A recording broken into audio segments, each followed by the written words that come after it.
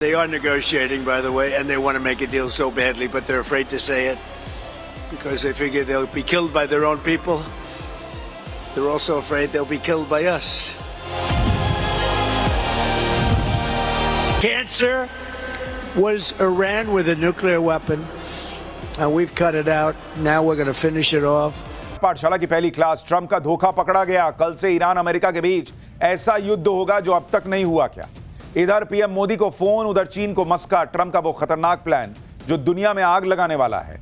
मुनीर और पाकिस्तान तो किसी काम के ना निकले। ट्रंप अब ईरान पर कौन से हमले के 4 प्लान लेकर आए हैं और अमेरिका के फाइटर जेट्स और बेस फोड़ रहा ईरान अब कौन सा नेक्स्ट लेवल का अटैक करने वाला है। सबसे पहले इसका चैप्टर। ईरान युद्ध को लेकर हम जो भी पाठशाला में आपको बताते जा रहे हैं, एग्जैक्टली वही होता जा रहा है। आपसे हमने कल ही कहा था कि भले ही ट्रंप ईरान से डील करने की कोशिश में लगे हैं, लेकिन दोनों तरफ से ऐसी शर्तें हैं जिन्हें ना अमेरिका मानेगा ना ईरान मानेगा, और यही हो रहा है। हमने आपको कल ही कहा था कि डोनाल्ड ट्रंप बातचीत की कोशिश के बीच ब्लफ खेल रहे हैं, पाकिस्तान को यूज कर रहे हैं, मुनीर का इस्तेमाल कर रहे हैं और ईरान पर बड़े हमले की तैयारी कर रहे हैं। आज हर एक बात उसी दिशा में जाती दिख रही है। बातचीत के लिए ईरान से अमेरिका ने इनडायरेक्टली कांटेक्ट तो किया, लेकिन अब तक यह क्लियर नहीं है कि बातचीत होगी भी या नहीं। बातचीत होगी तो कहां होगी, होगी तो बीच का रास्ता क्या निकलेगा, क्योंकि दोनों तो अड़े हुए हैं कि नहीं तुम मेरे शर्त मानो, तुम मेरी शर्त मानो। बीच का रास्ता निकाले बिना यह युद्ध रुकेगा कैसे? और अगर युद्ध रुकना ही नहीं है तो अब जो होने वाला है उसको लेकर कहा जा रहा है कि वो तो कयामत ले आएगा, क्योंकि तेल और गैस के लिए दुनिया में लाइनें लगनी शुरू हो गई। हमारे यहां ही ऐसे सीन दिख रहे हैं कि मानो लोग माने बैठे कि कल ही तेल खत्म हो जाएगा। इसके बारे में भी आपको विस्तार से बताऊंगा कैसे अब पेट्रोल के लिए मारामारी मचने लगी है, पेट्रोल भरने की होड़ लग गई है। तेल की किल्लत तो अभी नहीं है, लेकिन अफवाहों की भरमार है। कोई तेल गैस पर पैनिक कर रहा है तो किसी को लॉकडाउन का डर है। सच्चाई क्या है यह हम आपको अपनी ग्राउंड रिपोर्ट्स में बताएंगे, फैक्ट्स के साथ बताएंगे। ये स्थितियां क्यों बन रही है इस पर भी बात करेंगे। और युद्ध खत्म होने की बात तो दूर, सबको डर है कि युद्ध में ऐसी नौबत ना आ जाए कि फिर तबाही मच जाए, क्योंकि डोनाल्ड ट्रंप का तो कोई भरोसा नहीं। वो ईरान को 48 घंटे का अल्टीमेटम देकर पीछे हट गए थे। ईरान से बातचीत हो रही है कह रहे थे, 5 दिन का अल्टीमेटम बढ़ाया था, लेकिन 5 दिन की डेडलाइन से पहले ही ट्रंप का सब्र टूट रहा है। युद्ध में शुक्रवार यानी कल तक का समय है। इसके बीच कुछ नहीं हुआ तो युद्ध में अब कुछ ऐसा होगा जो बहुत भयानक हो सकता है। वो क्या है आज आपको बताऊंगा। ट्रंप के बारे में कहा जा रहा है कि वो ईरान में सेना लेकर घुसने की तैयारी कर चुके हैं। अगर ट्रंप ईरान में सेना लेकर घुसने का दाव खेलते हैं तो ईरान चुप पे बैठेगा, वो अलग मारने की तैयारी किए बैठा है। ईरान की तैयारी क्या है और फिर युद्ध से कैसे भयानक तबाही हो जाएगी, 24 घंटे के बाद क्या भयानक होने वाला है, ट्रंप के दिमाग में क्या चल रहा है, आज आपको सब बताने वाला हूं। लेकिन पहले एक झलक देखिए। They are negotiating, by the way, and they want to make a deal so badly, but they're afraid to say it because they figure they'll be killed by their own people. They're also afraid they'll be killed by us. Cancer was Iran with a nuclear weapon, and we've cut it out. Now we're going to finish it off. Donald Trump इस वक्त भयंकर frustration में, क्योंकि वो ये साबित नहीं कर पा रहे कि ईरान से युद्ध वो जीत गए। बोल देने से नहीं ना होगा भाई, पब्लिक अंधी थोड़ी बैठी है, पब्लिक को दिख नहीं रहा हो क्या रहा है।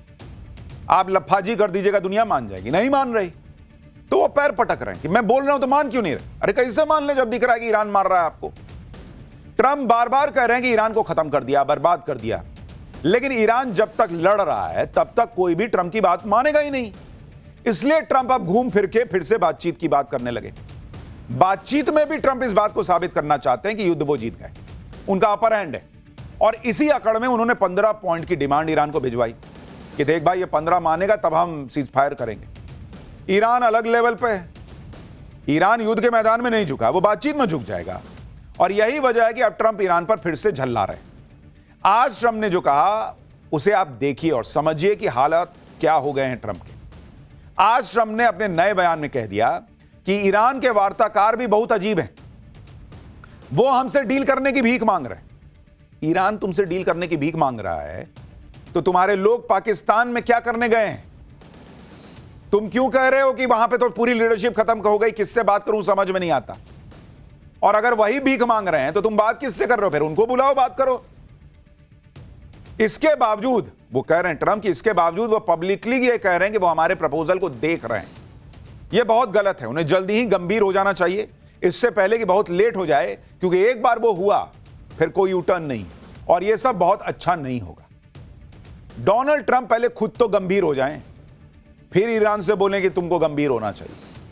ट्रंप ईरान को फिर से धमकी दे रहे हैं कि अगर बात नहीं मानोगे तो अच्छा नहीं होगा, इससे पहले ही बहुत देर हो जाए, डील कर लो। इसी से ट्रंप की बेचैनी समझी जा सकती है। अगर ईरान इतना झुका बैठा होता तो आपको धमकाना थोड़ी पड़ रहा होता। आप धमका रहे हो, कनपट्टी पे बंदूक रख के सीज फायर कराना चाहते हो और कह रहे हो कि वो घुटने पे आ गया है, क्योंकि मंडे को ये कह रहे थे कि ईरान से बात हो रही है, ईरान के पास प्रपोजल भिजवाया।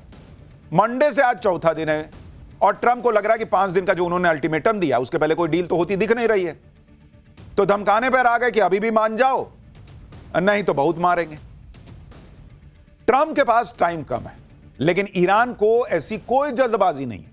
ट्रंप ने बड़े जोर शोर से पाकिस्तान के हाथों ईरान को संदेश भिजवाया था।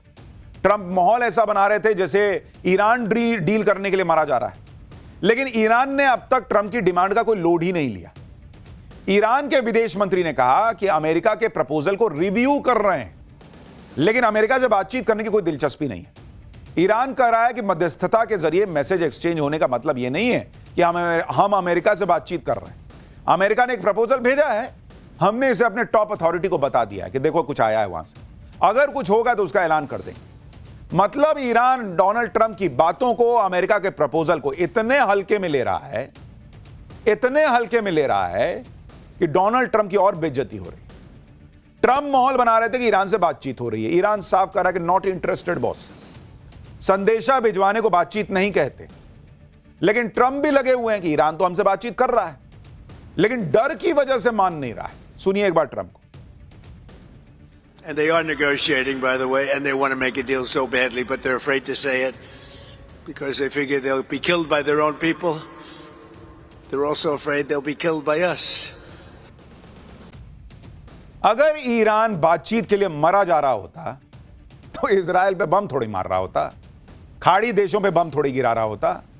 भाई जो डरा हुआ होगा वो बम मार मार के कहेगा कि नहीं नहीं, आपसे बात करने के लिए मैं मरा जा रहा हूं। डोनाल्ड ट्रंप बच्चों से भी घटिया झूठ बोल रहे हैं। बच्चे तो खैर नहीं बोलते हैं, लेकिन बचपने में जो आप हल्का फुल्का बोल दें उससे भी बेकार की बातें वो कर रहे हैं। और ये दुनिया के सो कॉल्ड सबसे शक्तिशाली देश के सबसे प्रमुख नेता हैं। ये तो इनकी हालत है। हमने आपको कल ही बताया था कि जिस तरह की डिमांड ट्रंप ने ईरान के सामने रखी है, ईरान मानेगा ही नहीं। ईरान ने भी आधिकारिक तौर पर अपनी शर्तें सामने रखी, और ये भी ऐसी शर्तें हैं कि ट्रंप नहीं मान सकते, बहुत तो बेइज्जती हो जाएगी। तो शर्त वाला मामला है ही नहीं, युद्ध चलता रहेगा। लेकिन यही ट्रंप बिल्कुल नहीं चाहते, क्योंकि हर तरफ से प्रेशर पड़ रहा है। अमेरिका के अंदर से प्रेशर है, पूरी दुनिया परेशान है, उसका अलग प्रेशर है। इसलिए ट्रंप इसमें धंसते जा रहे हैं और उनके लिए हालात बिगड़ रहे हैं। अब एक नया खुलासा हुआ। अमेरिका के बड़े अखबार वॉल स्ट्रीट जर्नल के मुताबिक ट्रंप इस युद्ध को 4 से 6 हफ्ते में खत्म करना चाहते हैं। दावा है कि बंद कमरे में ट्रंप ने अपने सलाहकारों से कहा है कि यह युद्ध अपने फाइनल स्टेज में है। ट्रंप ने अपने सलाहकारों को इसी टाइमलाइन पर टिके रहने को कहा है। रिपोर्ट में दावा किया गया है कि ट्रंप के सर्किल में कुछ लोग यह चाहते हैं कि ईरान पर तगड़ा अटैक किया जाए, जिससे यह ट्रंप की विरासत बन जाए। लेकिन दावा है कि ट्रंप ने अपने करीबियों से कहा है कि ईरान युद्ध की वजह से वो अपनी दूसरी प्राथमिकताओं से भटक रहे हैं। यानी ट्रंप असमंजस में पड़े हैं कि युद्ध को आगे बढ़ाया जाए, किसी तरह से युद्ध से निकला जाए। निकलने का रास्ता है नहीं, आगे बढ़कर मारना है, तो उसके लिए अब समय आ गया है। युद्ध पर आगे बढ़ना जुए खेलना जैसा होगा, क्योंकि अगर युद्ध में आगे बढ़े तो कल क्या होगा किसी को नहीं पता। सब देख ही रहे हैं कि अमेरिका ने ईरान पर हमला किया, तो आज युद्ध के 27 दिन बाद अमेरिका का क्या हाल है। लेकिन युद्ध से निकलना ट्रंप के लिए आसान नहीं, और ट्रंप को कुछ फ्लेक्सिबल तो होना पड़ेगा, जिसके लिए वो तैयार नहीं। ईरान को बदले में कुछ तो देना पड़ेगा, लेकिन अमेरिका उस बेइज्जती को सहने के लिए तैयार नहीं। इसलिए वो युद्ध को जल्दी निपटाने पर जोर दे रहे हैं। 4-6 हफ्ते में निपटा दो। अरे तुम्हारे बोलने से 4-6 हफ्ते में निपट जाएगा। उस पर वॉल स्ट्रीट जर्नल की रिपोर्ट में यह भी दावा है कि ट्रंप की 4 से 6 हफ्ते की डेडलाइन का चीन से भी कनेक्शन है। दरअसल ट्रंप को चीन के दौरे पर जाना है। आज ही उनके चीन दौरे की तारीखों का ऐलान हो गया है।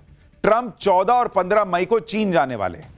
10 सालों में यह उनका पहला चीन का दौरा है, जिस पर पूरी दुनिया की नजर टिकी हुई है। अमेरिकी राष्ट्रपति ट्रंप को 31 मार्च को चीन जाना था, लेकिन युद्ध की वजह से उन्होंने दौरा टाल दिया।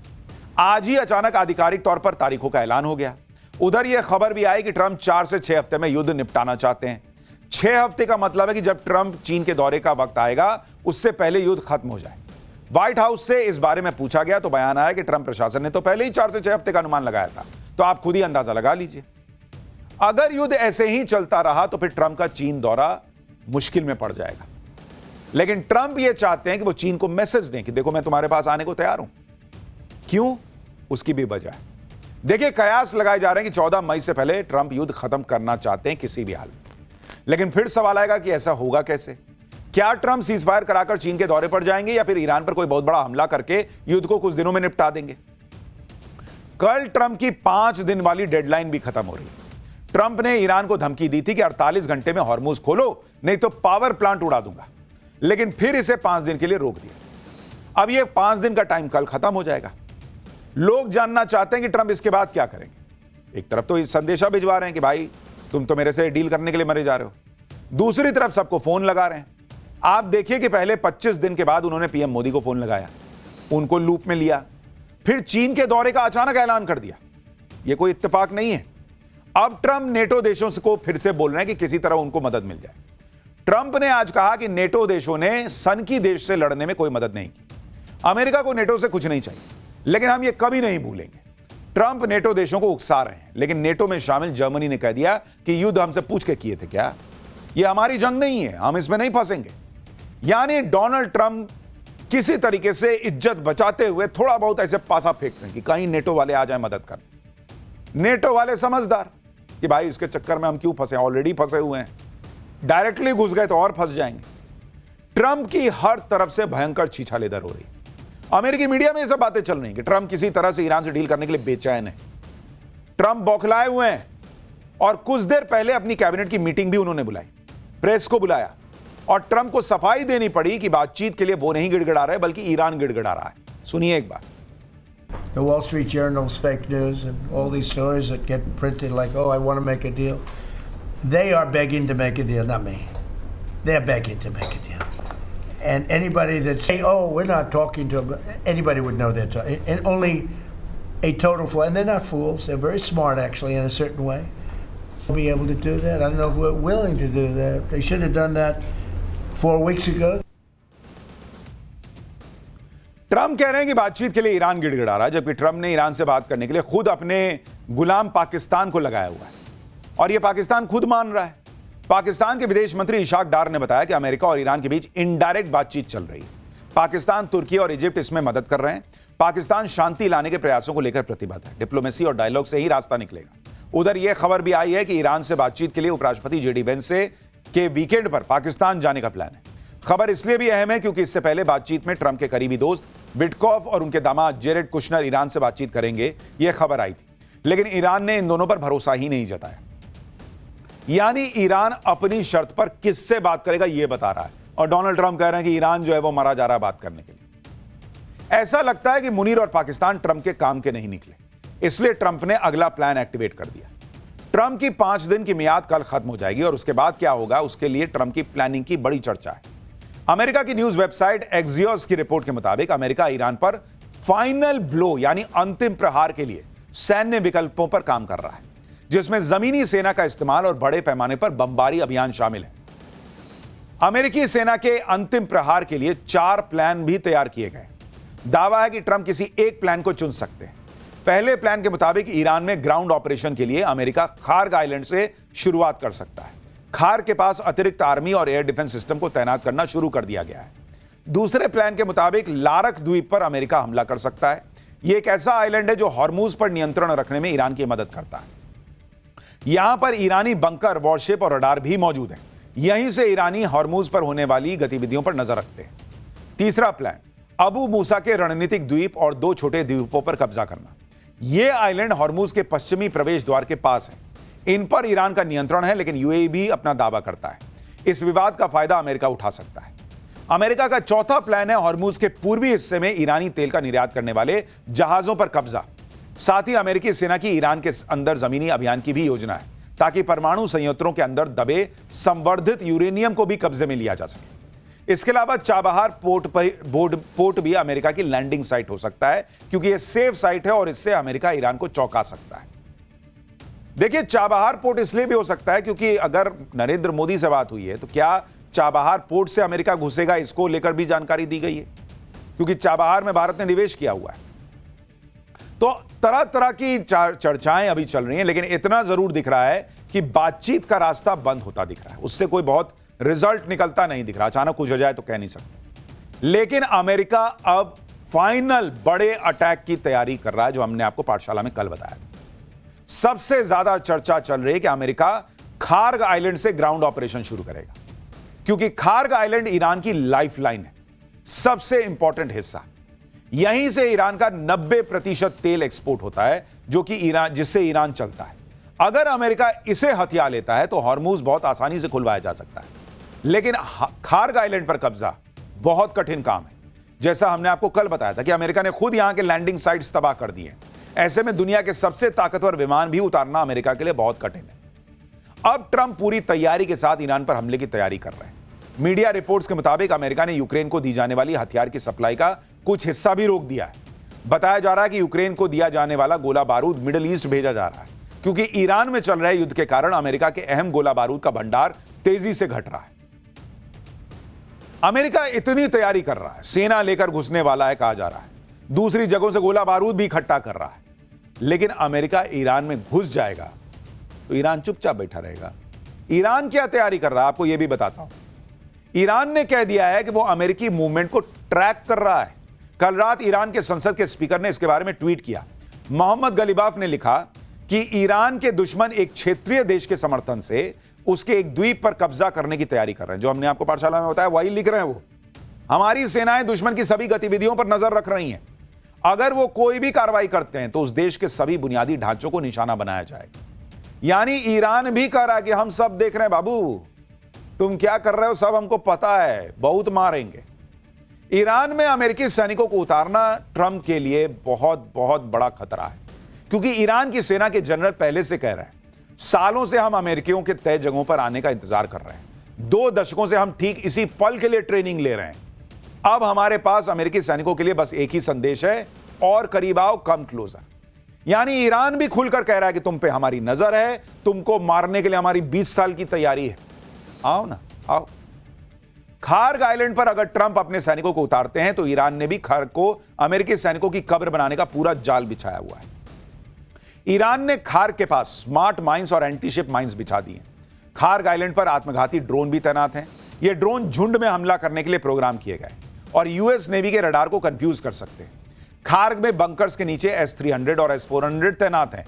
नूर, कादर जैसी एंटीशिप क्रूज मिसाइलें तैनात हैं। IRGC के स्नाइपर्स को ऊंची चोटियों पर तैनात किया गया है। इसके अलावा ईरान ने स्कॉर्चेड अर्थ रणनीति भी तैयार की है। द्वीप हाथ से निकलता देखकर यह रणनीति काम आएगी। इस रणनीति में हार होने पर हर उस चीज को नष्ट कर दिया जाता है जो दुश्मन के काम आ सकती है। अगर ऐसा हुआ तो तेल के कुओं और टर्मिनल को ईरान खुद उड़ा देगा और पूरा खार्ग आइलैंड आग के गोले में तब्दील हो जाएगा। यानी ईरान का हिसाब क्लियर है। एक तो वो अमेरिका को घुसने नहीं देगा, अमेरिका घुसा तो मारते मारते मरेगा, और अगर मरने की नौबत आ ही गई तो पूरा खार्ग आइलैंड तबाह कर देगा। एकदम फिल्मी कहानी है, बहुत फिल्म में नहीं होता है कि एकदम पूरा बम वम लगा हुआ है कि लास्ट में मरेंगे, एक बटन दबाए खत्म, सब फट गया। तो ईरान को हल्के में ना ले अमेरिका, और अब तक तो लेने की आदत पड़ जानी चाहिए थी। ईरान लगातार अपनी ताकत दिखा रहा है। ईरान ने अमेरिका और इजराइल के ठिकानों पर 82वीं बार हमला किया। ईरान ने जो वीडियो जारी किया उसमें बैलिस्टिक मिसाइलें आसमान में उड़ती नजर आ रही हैं। इसके साथ ही ईरान बता रहा है कि अगर अमेरिका ने ग्राउंड ऑपरेशन शुरू किया तो अंजाम क्या होगा। ईरान में दाखिल होंगे लेकिन वापस ताबूतों में लौटेंगे। ये ईरान दिखा रहा है कि देखो तुम्हारे सैनिक आएंगे, उसके बाद ताबूत में घुसा के उनको भेजेंगे। ईरान धमकी दे रहा है कि अगर उसके द्वीपों पर हमले किए जाते हैं तो पूरी दुनिया पर तेल संकट आ जाएगा, क्योंकि ईरान ने हॉर्मूज के बाद अब बाब अल मंडेब स्ट्रेट को बंद करने की धमकी दी है। बाब अल मंडेब स्ट्रेट यमन और अफ्रीका के देशों जिबूती और इरिट्रिया के बीच है। यह ग्लोबल शिपिंग, एनर्जी सप्लाई और खाद्य व्यापार के लिए महत्वपूर्ण प्रेशर पॉइंट है। और इसलिए मैं आपको कह रहा हूं, कई लोग पूछते हैं कि भाई युद्ध खत्म होगा क्या, युद्ध रुकेगा क्या? नहीं बॉस, जो हालात बन रहे हैं उससे तो लग रहा है कि युद्ध अब नेक्स्ट लेवल पे जाने वाला है। और अगर यह नेक्स्ट लेवल पर चला गया तो दुनिया तबाह हो जाएगी। दुनिया का करीब 12% तेल इसी रास्ते से होकर गुजरता है, जिसके बारे में अभी आपको बता रहा था। ईरान ने पहले ही 20% रास्ता, तेल वाला रास्ता रोका हुआ है। 12% और रोक दिया तो 20 + 12 32% हो जाएगा। दुनिया में हाहाकार मच जाएगा। वैसे तो बाब अल मंडेब स्ट्रेट ईरान की पहुंच से बहुत दूर है, लेकिन ईरान बाब अल मंडेब बंद करने का दावा इसलिए कर रहा है क्योंकि यह यमन से जुड़ा हुआ है और यमन के इस इलाके में उन हूती विद्रोहियों का कब्जा है जो सीधे तौर पर ईरान के साथ खड़े। अब तक ईरान ने हूती विद्रोहियों को युद्ध के मैदान में नहीं उतारा है। अगर ईरान को जरूरत पड़ी तो ईरान हूती विद्रोहियों के जरिए बाब अल मंडेब को से गुजरने वाले जहाजों को निशाना बना सकता है। यानी हार्मूज को खुलवाने के लिए ईरान पर सेना उतारने का प्लान बना रहे ट्रंप हार्मूज के साथ तेल का एक और रास्ता बंद करवा सकते हैं। मैं कह रहा हूं ना, ये आदमी जितना हाथ पैर मार रहा है डोनाल्ड ट्रंप, ये उतना रायता फैला रहा है। नहीं होता है कि आप नशे में एक तरफ प्लेट गिरा दिए, एक तरफ बर्तन गिरा दिए, एक तरफ गिलास गिरा, इससे संभल ही नहीं रहा भाई। तुम माफ करो भाई, तुम जीत गए, हम मान गए वाली स्थिति। एक खुलवाने जाओगे, दूसरा बंद करवा दोगे, दोनों पता चला बंद हो गए। आप देखिए कि अभी हॉर्मुज स्ट्रेट बंद है और सैकड़ों शिप समंदर में खड़ी हैं। ईरान की मीडिया एजेंसी ने वीडियो जारी किया जिसमें रात के अंधेरे में ओमान की खाड़ी में लाइन से शिप खड़ी है। बताया जा रहा है कि अरब की खाड़ी में 686 जहाज मौजूद हैं, जिसमें से करीब 400 जहाज ओमान की खाड़ी में। और इन जहाजों के खड़े होने का आप एक मतलब और समझिए, सिर्फ ये नहीं है कि ये जहाज खड़े हैं और माल फंसा हुआ है। ये माल उतरेगा तभी ये जहाज जाके दूसरा माल लेके भी आएंगे, तो इनका खाली होना और अगला माल आने के लिए इनका वहां पहुंचना भी जरूरी है। तो ये डबल संकट है अगर ये फंसे हुए हैं। हॉर्मुज स्ट्रेट खुलवाने के लिए ट्रंप ने कल की डेडलाइन से पहले एक और प्रेशर बनाया। आज खबर आई कि इजराइल ने ईरान के उस कमांडर को मारने का दावा किया जिसने हॉर्मुज स्ट्रेट को ब्लॉक किया हुआ है। इजराइल ने दावा किया कि उसने IRGC के नौसेना कमांडर अलीरेजा तंगसीरी को मार दिया है। इजराइल ने बताया कि अलीरेजा ही हॉर्मुज स्ट्रेट में ईरान के ऑपरेशन को संभाल रहा था, हॉर्मुज स्ट्रेट में माइंस बिछवा रहा था। लेकिन सवाल यह है कि ईरान के बहुत सारे नेता मारे जा चुके। ईरान तो अब तक लड़ रहा है, एक और मर गया तो कैसे ईरान सरेंडर कर देगा, यह मान लिया जाए। क्योंकि इसी बीच एक और बड़ी खबर यह आई कि ईरान ने अमेरिका के फाइटर जेट F-18 को मारने का दावा ठोक दिया। ईरान का दावा है कि दक्षिणी ईरान में एयर डिफेंस सिस्टम ने एक F-18 को मार दिया है। इससे पहले ईरान ने अमेरिका के F-35 और F-16 को मारने का दावा किया था। हालांकि अमेरिकी सेना ने ईरान के दावे को झूठा बताया। लोग कह रहे हैं डोनाल्ड ट्रंप से कि बहु तुम बताते थे कहां कितना प्लेन गिरा, कहां कितना फाइटर जेट गिरा, अब अपना बताओ तुम्हारा कितना गिरा है। ईरान लगातार इजराइल पर भी अटैक कर रहा है। आज मध्य इजराइल में ईरान मिसाइल अटैक करते उसकी तस्वीरें आई। इधर इजराइल भी ईरान पर नॉनस्टॉप अटैक कर रहा है। आज ईरान के मशहद शहर पर इजराइल ने मिसाइल अटैक किया।